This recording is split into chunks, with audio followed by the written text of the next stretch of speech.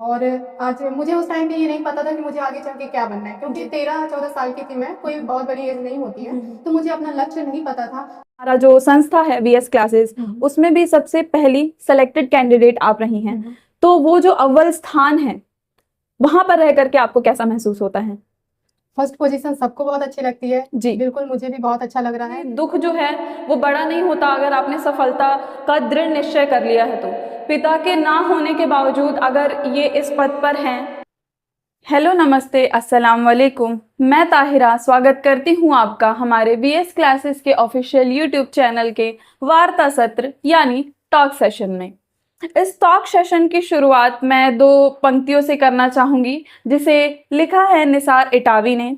ये लिखते हैं कि वही है हकदार किनारों के, वही हैं हकदार किनारों के, जो बदल दें बहाव धारों के। और ये जो लाइनें हैं, ये पंक्तियां जो हैं, वो हमारे आज के मेहमान पर बहुत जचती हैं। और इस टॉक सेशन से यानी वार्ता सत्र से हमारी ये कोशिश होगी कि जो भी हमारे सफल अभ्यर्थी हैं, उनसे आपको मिलाया जा सके, उनके सफ़र तक हम आपको ले जा सकें। और इसी कड़ी में आज जिन्हें मैं बुलाने वाली हूँ, उनका नाम है वीना मैम। माफ़ी चाहूँगी, मैं उन्हें सिर्फ इस नाम से बुलाऊंगी तो कहीं ना कहीं मेरे लिए ये बुरी बात होगी और उनके पद की बेअदबी होगी। मैं बुलाना चाहूँगी असिस्टेंट सब इंस्पेक्टर यानी एएसआई वीना अरमो। बहुत बहुत स्वागत है मैम आपका, और बहुत धन्यवाद आपको हमारे इस चैनल में आने के लिए, हमारे वार्ता सत्र में। कैसा लग रहा है आपको? सबसे पहले आपका धन्यवाद तायरा, आपने मुझे इस टॉक सेशन में बुलाया। जी। और इसके बाद मैं वीएस क्लासेस की पूरी टीम को, जो भी यहाँ पर हैं और जो भी दर्शक हमें देख रहे हैं, उन सभी को मैं धन्यवाद कहती हूँ। और मेरी तरफ से सभी को जय हिंद, जय भारत। मैम, मैं आपसे ये जानना चाहूँगी कि जैसे हमारा जो वार्ता सत्र है, जो हमारा टॉक सेशन है, उसमें सबसे पहले मेहमान आप हैं। और जैसे हमारा जो संस्था है वीएस क्लासेस, उसमें भी सबसे पहली सेलेक्टेड कैंडिडेट आप रही हैं। तो वो जो अव्वल स्थान है, वहां पर रह करके आपको कैसा महसूस होता है? फर्स्ट पोजीशन सबको बहुत अच्छी लगती है जी। बिल्कुल, मुझे भी बहुत अच्छा लग रहा है। और बहुत खुशी की बात है कि वीएस क्लासेस में मेरी फर्स्ट पोजीशन है। और डर भी लगता है, क्योंकि फर्स्ट पोजीशन तो मैंने पा लिया है अपनी मेहनत से, हर कोई पा सकता है, लेकिन उसे मेंटेन करना बहुत मुश्किल होता है, क्योंकि बहुत से पीछे आपके रहते हैं जो आपको रिप्लेस करने की कोशिश करते हैं। जी। जी। तो मैं अभी भी मेहनत कर रही हूँ और कोशिश कर रही हूँ कि अपनी पोजीशन मैं मेंटेन करके रखूँ। जी। मैम, आप हमें अपने बारे में बताइए, हमारे दर्शकों को बताइए कि आपके परिवार में कितने लोग हैं? टोटल 5 लोग हैं हमारे घर पे। जी। मेरी मम्मा है, मैं हूँ और 2 भाई और 1 बहन है, और तीनों मुझसे छोटे हैं। जी। मैम, आपने अपने पिताजी के बारे में नहीं बताया। एक्चुअली मैं इस टॉपिक को इग्नोर कर रही थी, नहीं बात करना चाह रही थी, लेकिन आपने पूछा है तो मैं बताना चाह रही हूँ यहाँ पर कि 2008 में लगभग आज से 16 साल पहले मेरे पापा की एक रोड एक्सीडेंट में डेथ हो गई थी। जी। और वो एक टीचर थे।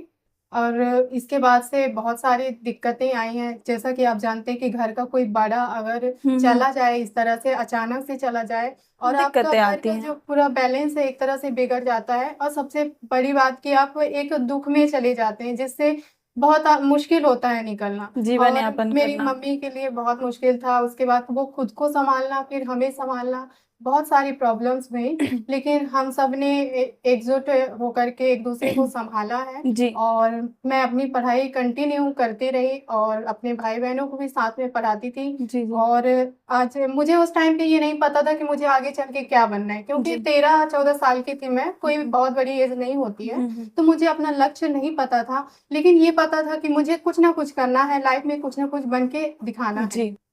मैम, सबसे पहले तो हमें खेद है जो भी आपके परिवार में जो दुख आया, जो आपके पिताजी के साथ हुआ। पर मैं ये ज़रूर कह सकती हूँ कि आपके पिताजी जहाँ पर भी होंगे वो बहुत प्राउड फील कर रहे होंगे। और एक खुशी की बात यह है कि आपके पिताजी शिक्षक थे, तो उन्होंने आपको इस तरीके की शिक्षा दी है कि आज आप इस मकाम पर बैठी हैं। साथ ही साथ आपने बताया कि आप अपने घर में बड़ी हैं, तो आप अपने भाई बहनों की जिम्मेदारियां भी निभा रही हैं। जी बिल्कुल निभाते हैं। जी। और उनकी शिक्षा कहाँ से हो रही है?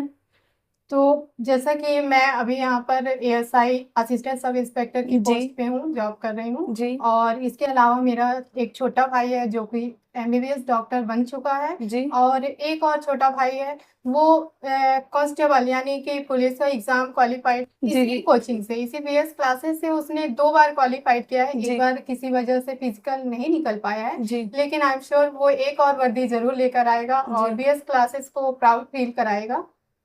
तो आपकी सारी बातें सुन करके मैं दर्शकों को ये ज़रूर कहूँगी कि कोई भी दुख जो है वो बड़ा नहीं होता अगर आपने सफलता का दृढ़ निश्चय कर लिया है तो।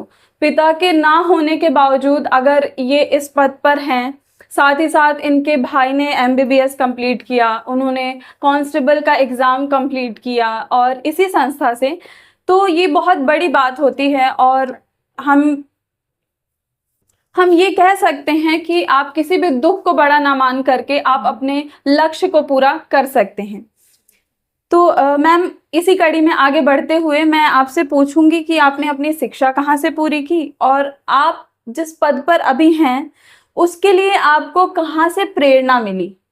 कब आपने ये तय किया कि आपको इस पद को हासिल करना है? ठीक है, तो जैसा कि मैं अभी असिस्टेंट सब इंस्पेक्टर की पोस्ट पर काम कर रही हूँ, जी। और इसकी प्रेरणा तो सबसे पहले मेरी फैमिली बैकग्राउंड से कि मुझे ये कुछ ना कुछ बनना है और करना जी। है, और मैं आई। और ये जो sub inspector assistant sub inspector की पोस्ट है, इसकी बात करें तो इसके लिए मुझे सर ने मोटिवेट किया। सरताज सर है हमारे, फाउंडर ऑफ बीएस क्लासेस। जी। उन्होंने मोटिवेट किया और सारी चीज़ें, मुझे जो भी आवश्यकता थी इस एग्ज़ाम को क्वालिफाइड करने के लिए, जी। तो उन्होंने मुझे इतना गाइड किया कि आप यहाँ से प्रिपेयर करिए, और जो भी टॉपिक वो मुझे पढ़ाते रहे, तो वो सब कुछ मैंने तैयारी की, उसे रिवीजन किया, और इस तरह से मेरा एग्ज़ाम जो है क्वालिफाइड मैम, हुआ। आपने जो शुरुआती शिक्षा ली है वो किस स्कूल से ली है? मेरी जो स्कूल या ग्रेजुएशन दोनों क्वालिफिकेशन शहडोल से पूरी हुई जी। जी। है, और गवर्नमेंट स्कूल और गवर्नमेंट जी। जी। कॉलेजेस से ही मैंने गवर्नमेंट complete कॉलेजेस से किया हुई है। है। जी जी। जी। जी, बहुत अच्छी बात है। और अब इसी कड़ी में आगे बढ़ते हुए मैं ये बताना चाहूंगी दर्शकों को कि हम उस संस्था, उस इंस्टीट्यूट के एक कमरे में बैठे हुए हैं जहां से इन्होंने तैयारी शुरू की थी अपने लक्ष्य को हासिल करने में, और आज उसी इंस्टीट्यूट के एक कमरे में ये एक सफल व्यक्ति बन करके बैठी हुई हैं। तो मैं ये जानना चाहती हूँ उस एक कैंडिडेट से, जब इन्होंने पहली बार यहाँ कदम रखा तब इनकी जो स्थिति है वो कुछ नहीं थी, ये कोई बड़े पद पर नहीं थी, और आप उस वक्त सफलता की सीढ़ियां चढ़ने वाली थी, आप बहुत मुश्किल समय से गुजर रही थी।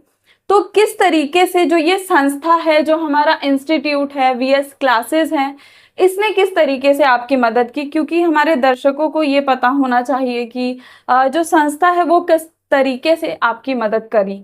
जैसे कि मैम, आपने एक नाम मेंशन किया कि इस संस्था के, वीएस क्लासेस के जो फाउंडर डायरेक्टर हैं सरताज सर, आपने उनका नाम लिया, तो आप हमें ये बताइए कि उन्होंने किस तरीके से आपकी सफलता में मदद की है?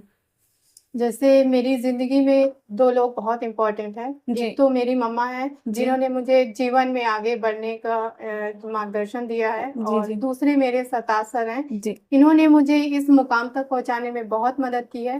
पहले बीएस क्लासेस एक संस्था की तरह नहीं थी, इंडिविजुअल सर टीचिंग देते थे, और उसी दौरान इन्होंने मुझे भी गाइड किया और बहुत सारी चीज़ें सिखाई। बुक्स जी। वगैरह भी बहुत सारे इन्होंने बताया कि आप कहाँ से अपनी प्रिपरेशन कर सकते हो, हम्म। और वो मैंने वैसा वैसा फॉलो किया, और इसी तरह से मैं अपने मकसद तक कामयाब हुई, और इस जॉब को मैंने क्वालिफाइड किया।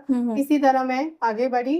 और इसकी बात करते हैं फिर संस्था की, जैसे बीएस क्लासेस देखते जी। जी। देखते ही स्टार्ट हुआ है। जी। सर ने उसी समय स्टार्ट किया, और एक इनका ऐसा मोटो था, इन्होंने एक सोच के साथ इसे शुरू किया था कि जी। एक छोटे जगह से शुरुआत की जाए इसकी, हम्म। और ऐसे बच्चे जो बहुत ज़्यादा फीस नहीं अफोर्ड कर सकते हैं, लेकिन वो भी अपनी लाइफ में बनना चाहते हैं, पढ़ाई करना चाहते हैं, तो उन सबको लेकर के सर ने इस इंस्टीट्यूट को बनाया, और बहुत ही कम फीस में बच्चों को पढ़ाना शुरू किया। स्टार्टिंग के 1-2 साल तो उन्होंने फ्री ऑफ कॉस्ट पढ़ाया है, जी। और 300-400, जो कि मैं जानती हूँ ये आंकड़ा, हो सकता है इससे ज्यादा हो, 300-400 लगभग बच्चे यहाँ से पढ़े हैं। कईयों ने यहाँ से एग्जाम निकाला है, जैसे वर्षा को आप जानते हैं, उन्होंने जी। जी। एग्जाम, मेरा भाई है, मैंने बताया, जी। और जी। भी स्टूडेंट हैं जो यहाँ से एग्जाम क्वालिफाइड करके निकले हैं।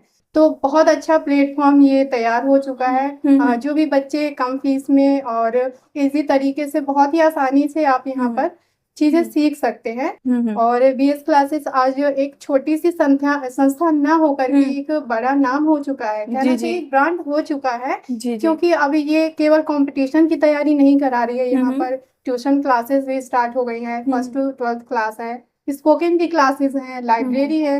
तो मुझे लगता है कि किसी भी बच्चे को जो भी चीजें चाहिए वो सारी चीजें एक जगह मिल रही हैं, तो ये बहुत अच्छा प्लेटफॉर्म है एक बच्चे के लिए जी। तो मेरे हिसाब से तो बीएस क्लासेस को ज्वाइन करना चाहिए। जो भी मतलब इसमें आपको दोनों तरीके भी अवेलेबल है, जो ऑफलाइन आ सकते हैं, ऑफलाइन भी यहाँ पर आ सकते हैं, ऑनलाइन की सुविधा भी स्टार्ट कर दी गई है।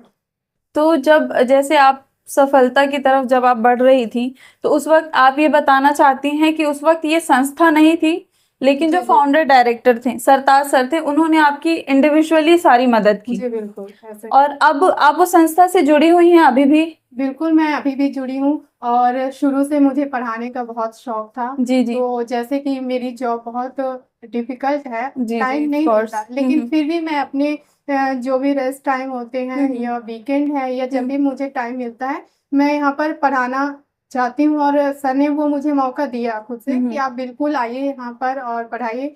तो जब भी मुझे समय मिलता है मैं आती हूँ, बच्चों को पढ़ाती हूँ। तो हम ये मान करके चलें कि आपका जो जॉब है, जो प्रोफेशन है, आप उसको तो कर ही रही हैं, साथ में आपकी टीचिंग भी हॉबी है जी। तो आप उस संस्था में पढ़ाने जाती हैं कभी कभार या डेली बेसिस पे? नहीं, डेली हो नहीं पाता है। जी जी। जैसे कि एक गवर्नमेंट एम्प्लॉय है वो ऐसा कर भी नहीं सकता किसी प्रोफेशन में, लेकिन जैसा कि मेरी हॉबी है और टीचिंग ऐसा कोई प्रोफेशन नहीं है। जो भी चीजें हम सीख रहे हैं और किसी और को सिखाना है, तो मुझे नहीं लगता इसमें कोई बाउंडेशन होनी चाहिए। जी जी। बिल्कुल आप उसके लिए फ्री हो, और मैं जब भी फ्री होती हूँ और जो भी चीजें मुझे आती है, मैं बच्चों को सिखाने में बिल्कुल पीछे नहीं हटती हूँ। और ये मौका मुझे बीएस क्लासेस ने दिया है।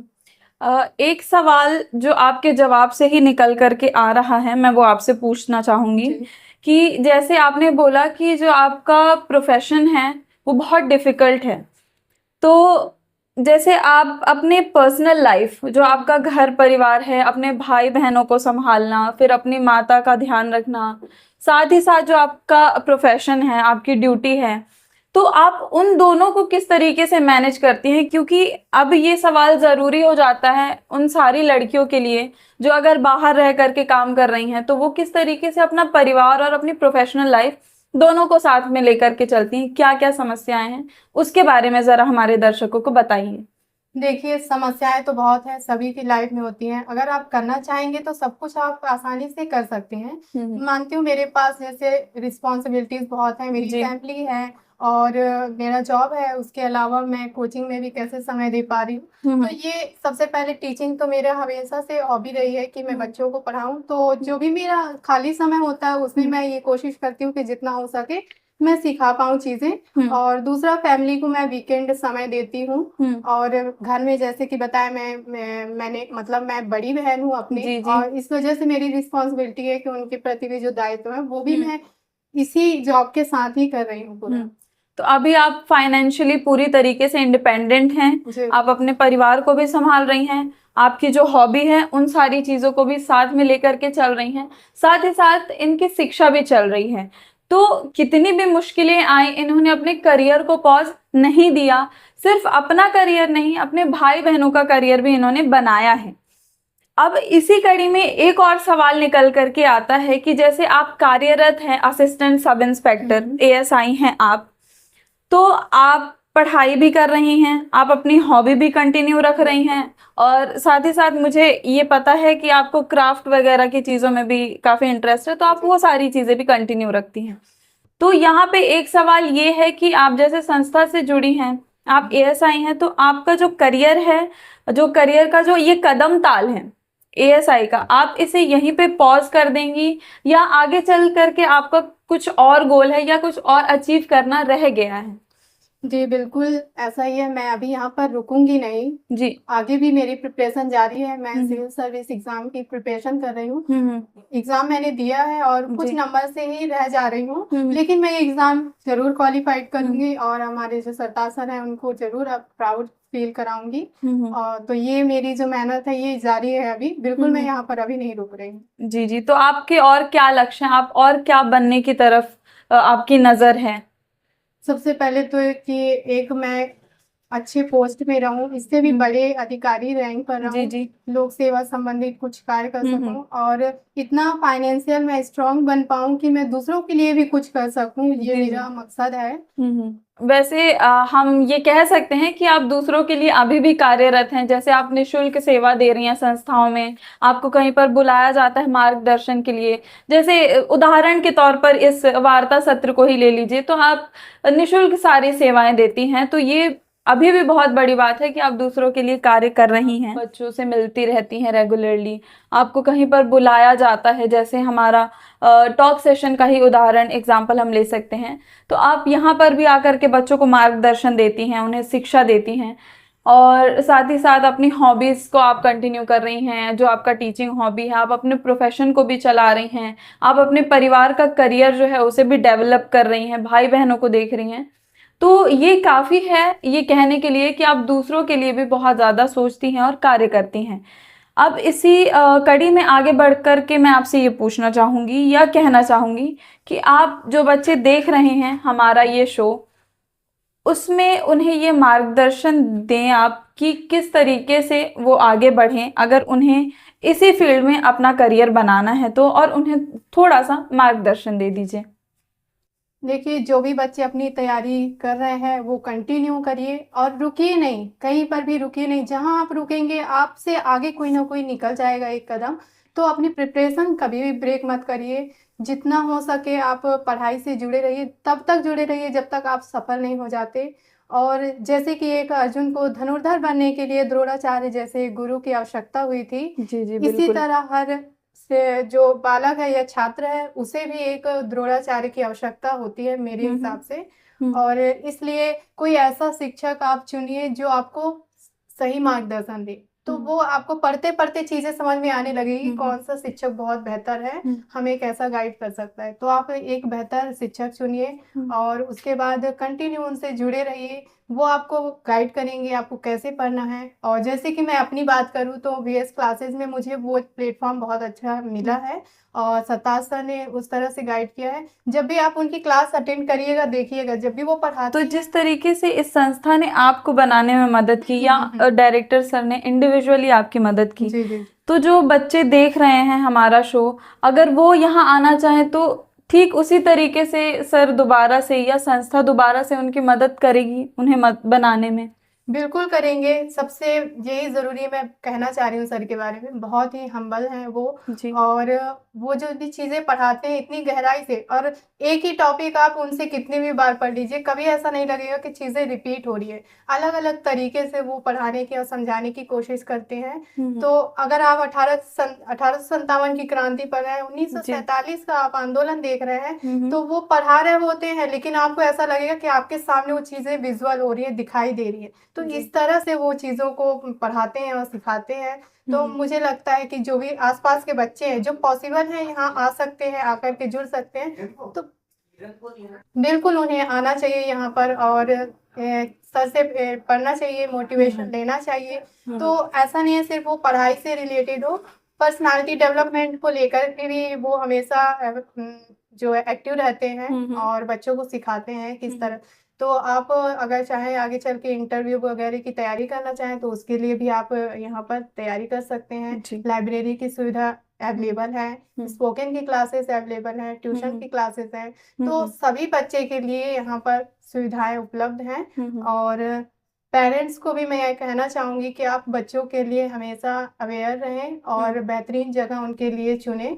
तो जो भी आस-पास हैं, अमलाई के आस-पास जो बच्चे रह रहे हैं, उनके लिए तो मैं यही कहूँगी कि वीएस क्लासेस बहुत बेहतरीन जगह है, बहुत हुँ, हुँ। बेहतरीन शिक्षक हैं। हुँ, आप हुँ। बिल्कुल यहाँ कम से कम एक बार आकर के देखें। हुँ। एक बार आकर के देखें यहाँ पर जो चीज़ें आपको, तो वो मिलेंगी, बिल्कुल। जी। तो शिक्षक के लिए सबसे बड़ी उपलब्धि यही होती है कि अगर उसने कोई पाठ या कोई अध्याय पढ़ाया है और जो विद्यार्थी है उसे वो सारी चीज़ें आंखों के सामने दिखने लगे, तो इससे बेहतर कुछ नहीं होता एक शिक्षक के लिए। और जैसा कि मैम ने बताया कि उनका जो संस्था है, जो संस्थाएं हैं, जो वहाँ पे स्टाफ है, वो पढ़ा रहा है, लोगों को संवार रहा है, उन्हें बना रहा है, ना सिर्फ पढ़ाई के सिलसिले में, साथ ही साथ आपके पर्सनैलिटी डेवलपमेंट की बात हो रही है। आप फिजिकली आपको बहुत स्टेबल किया जाएगा, आपको मेंटली स्टेबल किया जाएगा, आपको इंटरव्यू के लिए प्रिपेयर किया जाएगा।